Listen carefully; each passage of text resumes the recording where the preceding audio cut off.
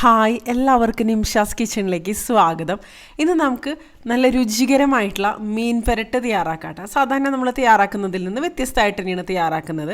അപ്പോൾ അതിന് വേണ്ടിയിട്ട് ഞാനിവിടെ ഒരു പാനിലേക്ക് ഒരു 7 ബേഡ്ഗി ചില്ലിയാണ് ഞാൻ എടുത്തിരിക്കുന്നത്. അല്ലെങ്കിൽ സാധാരണ ഉണക്കമുളകോ കാശ്മീരി ഉണക്കമുളകോ എടുക്കാം. എണ്ണയൊന്നും ഒഴിക്കാതെ ഒന്ന് റോസ്റ്റ് ചെയ്തെടുക്കുക.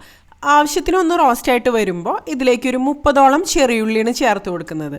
അപ്പോൾ ചെറിയുള്ളി ചേർക്കുമ്പോഴും എണ്ണയൊന്നും ചേർത്ത് കൊടുക്കണ്ട. ഇതുപോലെ ഒന്ന്, അതായത് നമ്മൾ ചുട്ടൊക്കെ എടുക്കില്ലേ ഉള്ളി, ആ ഒരു രീതിയിൽ ഇതുപോലെ ഒന്ന് ആക്കിയെടുക്കണം കേട്ടോ. കുറഞ്ഞ തീയിൽ വെച്ചിട്ട് തന്നെ ആക്കിയെടുക്കുക.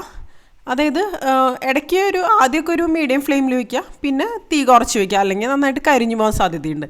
ഇനി ഇത് നന്നായിട്ടൊന്ന് തണുത്തതിന് ശേഷം ഇത് നമുക്ക് മിക്സിയുടെ ജാറിലിട്ടിട്ട് നല്ല പോലെ ഒന്ന് അരച്ചെടുക്കാം. വെള്ളമൊന്നും ഒഴിക്കാതെ നല്ല പേസ്റ്റായിട്ട് തന്നെ അരച്ചെടുക്കണം കേട്ടോ.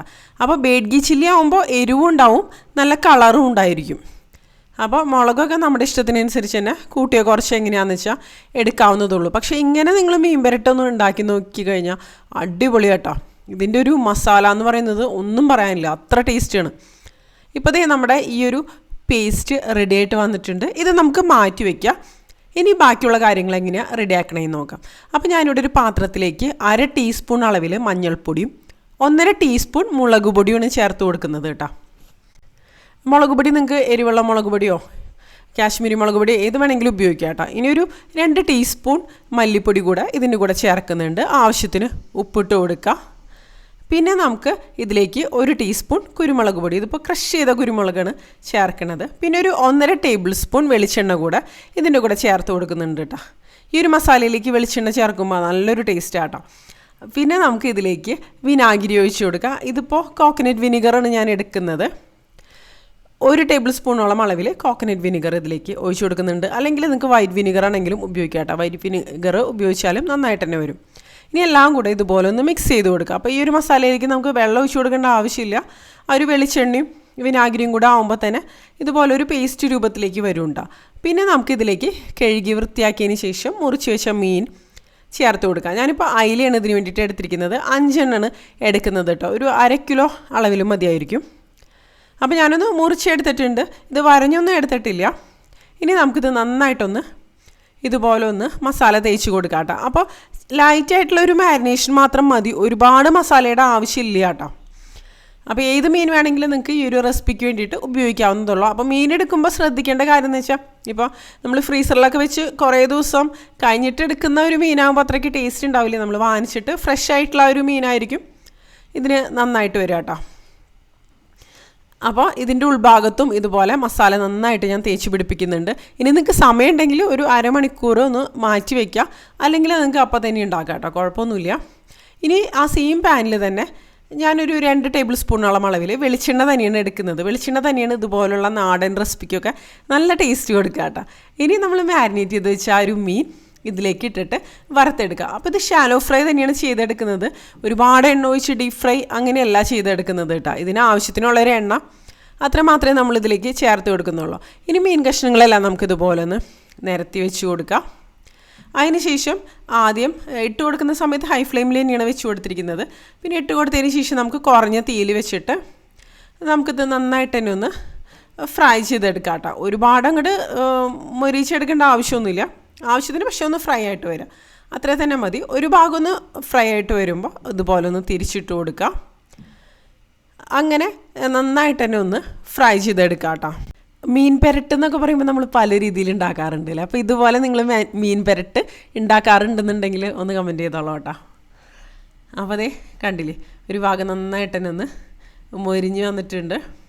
ഇനിയിപ്പോൾ അടുത്തൊരു ഭാഗം കൂടെ ഫ്രൈ ആയിട്ട് വരാനുള്ള ഒരു എണ്ണ മാത്രമേ ഇതിൽ ഉള്ളൂ കേട്ടോ.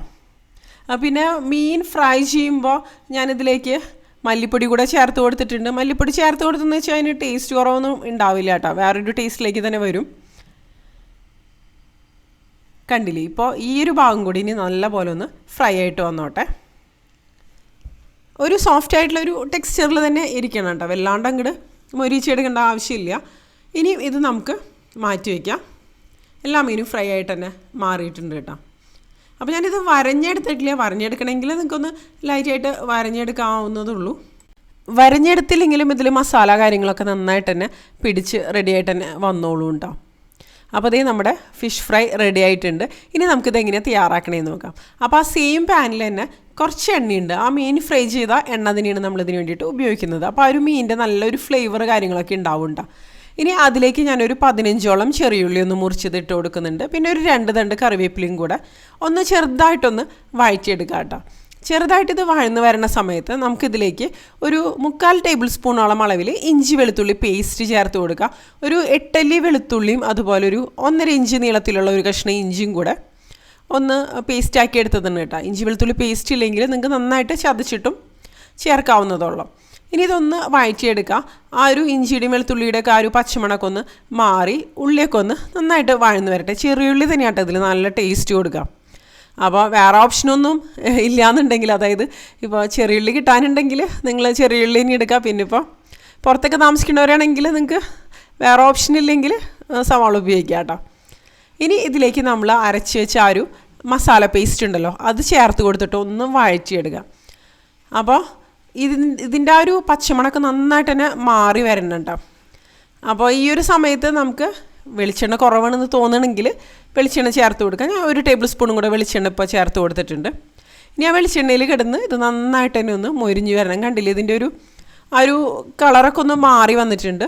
അപ്പോൾ ഈ ഒരു മസാലയിലേക്ക് ആവശ്യത്തിനുള്ള ഉപ്പ് നമുക്ക് ഇപ്പോൾ ചേർത്ത് കൊടുക്കാം. മീനിൽ പിന്നെ നമ്മൾ ഫ്രൈ ചെയ്തപ്പോൾ ഉപ്പ് ചേർത്തതാണല്ലോ. അപ്പോൾ ഇത് നന്നായിട്ട് തന്നെ ഇതുപോലെ ഒന്ന് റെഡി ആയിട്ട് വന്നിട്ടുണ്ട് കേട്ടോ. ഇനി നമ്മൾ നേരത്തെ അരച്ചെടുത്ത ആ ഒരു മിക്സിയുടെ ജാറിൽ കുറച്ച് വെള്ളം ഒഴിച്ചിട്ട് ഇതിലേക്ക് ഒഴിച്ചു കൊടുക്കാം കേട്ടോ. ഒരു 1/2 കപ്പോളം അളവിലൊക്കെ വെള്ളം മതിയാവും. അപ്പോൾ നന്നായിട്ടൊന്ന് മിക്സ് ചെയ്ത് കൊടുക്കുന്ന സമയത്ത് ഇതുപോലെ നല്ല തിക്കായിട്ടുള്ളൊരു ഗ്രേവി ആയിട്ട് തന്നെ മാറും കേട്ടോ. ഇനി ഈ ഒരു ഗ്രേവി ഇതിൽ കിടന്ന് നന്നായിട്ട് തന്നെ ഒന്ന് തിളച്ച് വരട്ടെ കേട്ടോ. ഇനി നമുക്കിതിൽ പുളിക്ക് വേണ്ടിയിട്ട് ചേർത്ത് കൊടുക്കണം. സാധാരണ മീൻ പുരട്ടിൽ നമ്മൾ ഒന്നില്ലെങ്കിൽ കുടംപുളി അല്ലെങ്കിൽ വാളംപുളിയൊക്കെ അല്ലേ ചേർത്ത് കൊടുക്കാറ്. പക്ഷേ ഇതിൽ നമ്മൾ വിനാഗിരിയാണ് ചേർത്ത് കൊടുക്കുന്നത് കേട്ടോ. അപ്പോൾ വിനാഗിരി ഞാനൊരു 1.5 ടേബിൾ സ്പൂണോളം അളവിൽ ചേർക്കുന്നുണ്ട്. ഇത് കോക്കനട്ട് വിനിഗറാണ്, അത്രയ്ക്ക് സ്ട്രോങ് അല്ല. അപ്പോൾ വൈറ്റ് വിനിഗർ ആണെങ്കിൽ 1 ടേബിൾ സ്പൂണൊക്കെ മതിയാവും കേട്ടോ. നമ്മുടെ ടേസ്റ്റിനനുസരിച്ച് തന്നെ ചേർത്ത് കൊടുക്കുക. ആ ഒരു വിനാഗിരിയുടെ ഒരു ഫ്ലേവർ തന്നെയാണ് ഇതിൻ്റെ ഒരു ഹൈലൈറ്റ് എന്ന് പറയുന്നത്. ഈ ഒരു വിനാഗിരി ചേർത്തിട്ട് ഈ ഒരു മസാല തയ്യാറാക്കുമ്പോൾ ഒരു സ്പെഷ്യൽ ടേസ്റ്റ് തന്നെയാണ് കേട്ടോ. ഇതിൻ്റെ ആ ഒരു ഗ്രേവിയും ആ ഒരു ഗ്രേവിയിൽ കിടന്ന് കുക്കായിട്ട് വരുമ്പോൾ ഈ ഒരു മീനിനും ഒരു എന്താ പറയുക, നല്ല അടിപൊളി ടേസ്റ്റ് തന്നെയാണ്. ഇനി ഇത് നന്നായിട്ടൊന്ന് തിളച്ച് കഴിയുമ്പോൾ ഇതിലേക്ക് നമ്മൾ ഫ്രൈ ചെയ്ത് വെച്ച ആ ഒരു മീൻ കഷ്ണങ്ങളുണ്ടല്ലോ അത് ചേർത്ത് കൊടുക്കുക. ഇതുപോലെ ഒന്ന് നിരത്തി വെച്ച് കൊടുക്കുക. ഒരുപാട് ഇങ്ങനെ മുകളിൽ വെച്ച് കൊടുത്തു കഴിഞ്ഞിട്ടുണ്ടെങ്കിൽ നമ്മൾ ഇളക്കി കൊടുക്കുന്ന സമയത്തൊക്കെ എല്ലാം കൂടെ ഇങ്ങനെ ഉടഞ്ഞു പോകാനൊക്കെയുള്ള സാധ്യതയുണ്ട് കേട്ടോ. അപ്പോൾ ഇതായിരിക്കും നല്ലത് ഒരുപാട് ഇട്ട് കൊടുക്കുന്നതിനേക്കാളും. അല്ലെങ്കിൽ കുറച്ച് വൈഡായിട്ടുള്ളൊരു പാത്രം ഉപയോഗിക്കാം. മൺചട്ടി വേണമെങ്കിൽ നിങ്ങൾക്ക് ഉപയോഗിക്കാം കേട്ടോ. പ്രത്യേകിച്ച് മീൻ പുരട്ടൊക്കെ ആകുമ്പോൾ മൺചട്ടി നന്നായിട്ട് തന്നെ വരും. ഇനി ആ ഒരു ഗ്രേവി ഉണ്ടല്ലോ അത് ഈ മീൻ കഷ്ണങ്ങളുടെ മുകളിലേക്ക് ഇതുപോലെ ഒന്ന് വെച്ചിട്ടൊന്ന് കവർ ചെയ്ത് കൊടുക്കാം കേട്ടോ. അപ്പോൾ ആ ഒരു മീനിൻ്റെ കഷ്ണങ്ങളിൽ നന്നായിട്ട് ആ ഒരു ഗ്രേവി ആ ഒരു മസാലയൊക്കെ നന്നായിട്ട് പിടിച്ച് നന്നായിട്ട് തന്നെ മാറും കേട്ടോ. മീൻ നല്ല സോഫ്റ്റായിട്ട് മാറും. പക്ഷെ നമ്മൾ ഫ്രൈ ചെയ്തെടുത്തത് കൊണ്ട് തന്നെ അത് പൊടിഞ്ഞു പോയി അങ്ങനത്തെ പ്രശ്നങ്ങളൊന്നും തന്നെ ഉണ്ടാവില്ല. ഒന്നും കൂടി നല്ലൊരു ലെവലിലേക്ക് തന്നെ ഈ ഒരു മീൻ പുരട്ട് മാറും കേട്ടോ. ഇതുപോലെ മീൻ കഷ്ണങ്ങൾ മൊത്തത്തിലൊന്ന് കവർ ചെയ്തതിന് ശേഷം നമുക്കിത് പിന്നെ അടച്ച് വെച്ചിട്ടൊന്ന് കുക്ക് ചെയ്തെടുക്കണം. അപ്പോൾ ഇത് അടച്ച് വെച്ച് കുക്ക് ചെയ്ത് കഴിയുമ്പോഴേക്കും ഇതിൻ്റെ ആ ഒരു ഗ്രേവി കാര്യങ്ങളൊക്കെ ഒന്ന് വറ്റി വരുന്നുണ്ട്. അപ്പോൾ ഒരു 10 മിനിറ്റോളം സമയം അടച്ച് വെച്ച് കുറഞ്ഞ തീയിൽ വെച്ച് നമുക്കിതൊന്ന് കുക്ക് ചെയ്തെടുക്കാം. കണ്ടില്ലേ, ഇപ്പോഴും ഇതിൽ കുറച്ച് ഗ്രേവി ഉണ്ട്. നമുക്കിത് തിരിച്ചിട്ട് കൊടുക്കാം. പതുക്കനെ ഒന്ന് തിരിച്ചിട്ട് കൊടുക്കുക. നമ്മളിത് ഫ്രൈ ചെയ്തെടുത്തത് കൊണ്ട് തന്നെ ഇതങ്ങനെ പൊടിഞ്ഞൊന്നും പോയില്ല കേട്ടോ. എളുപ്പത്തിൽ നമുക്ക് ഇതുപോലെ ഇട്ട് കൊടുക്കാൻ പറ്റും. ഇനി നേരത്തെ ചെയ്തതുപോലെ തിരിച്ചിട്ടതിന് ശേഷം ഇതിൻ്റെ മുകളിലേക്ക് നമുക്ക് ആ ഒരു മസാല കാര്യങ്ങളൊക്കെ ഒന്ന് വെച്ച് കൊടുക്കാം. അതിനുശേഷം വീണ്ടും നമുക്കിത് അടച്ച് വെച്ചിട്ട് കുക്ക് ചെയ്തെടുക്കാം കേട്ടോ. എപ്പോഴും ഇതുപോലുള്ള കാര്യങ്ങളൊക്കെ വേവിച്ചെടുക്കുമ്പോൾ കുറഞ്ഞ തീയിൽ വെച്ചിട്ട് തന്നെ വേവിച്ചെടുക്കുക. അതായിരിക്കും നല്ല ടേസ്റ്റ് കൊടുക്കുക. ആ ഒരു മസാലയൊക്കെ ഇതിൽ പിടിച്ച് വരാനും ഒക്കെ നന്നായിട്ട് വരും. പ്രത്യേകിച്ച് നമ്മൾ മാരിനേറ്റ് ചെയ്തൊന്നും എടുത്തില്ലെങ്കിൽ പ്രത്യേകിച്ചുണ്ടാവും. എന്ത് ഫുഡ് ഐറ്റംസ് ആണെന്നുണ്ടെങ്കിലും ഇപ്പോൾ എന്താ പറയുക, പ്രത്യേകിച്ച് ഇതുപോലെ കറി, ചിക്കൻ കറി അങ്ങനത്തെ സംഭവങ്ങളൊക്കെ സ്ലോ കുക്കിംഗ് ആണ് എപ്പോഴും ടേസ്റ്റ് കൂടുതൽ കൊടുക്കുക. ഹൈ ഫ്ലെയിമിൽ വെച്ചിട്ട് പെട്ടെന്ന് ഇപ്പോൾ ഫ്രൈ ചെയ്തെടുക്കുകയോ കറിയാണെന്നുണ്ടെങ്കിലും പെട്ടെന്ന് കറി ഉണ്ടാക്കുന്നതിനേക്കാളും സ്ലോ കുക്കിംഗ് നല്ല അടിപൊളിയായിട്ട് തന്നെ വരുന്നുണ്ടോ. അപ്പോൾ അതേ ഈ മസാലയൊക്കെ ഒന്ന് കവർ ചെയ്തെടുത്തിട്ടുണ്ട്. ഇനി വീണ്ടും ഒരു 10 മിനിറ്റ് ഇത് അടച്ച് വെച്ചിട്ടൊന്ന് നമുക്ക് കുക്ക് ചെയ്തെടുക്കാം. അപ്പോൾ ദേ ഈ ഒരു ഗ്രേവിയൊക്കെ നന്നായിട്ട് വറ്റി ആ ഒരു മീനിനോട് ചേർന്ന് ഒന്ന് കോട്ടായി ഇരിക്കുന്നുണ്ട് കേട്ടോ. ഒരുപാട് ഗ്രേവിയോ അല്ലെങ്കിൽ ഒരുപാട് മസാലയോ ഒന്നുമില്ല, പക്ഷേ ഉള്ള സംഭവം ഭയങ്കര അടിപൊളിയാട്ടോ. അപ്പോൾ ഞാൻ കുറച്ച് ചോറ് എടുത്തിട്ടുണ്ട് ഇതിൻ്റെ കൂടെ കഴിക്കാൻ വേണ്ടിയിട്ട്.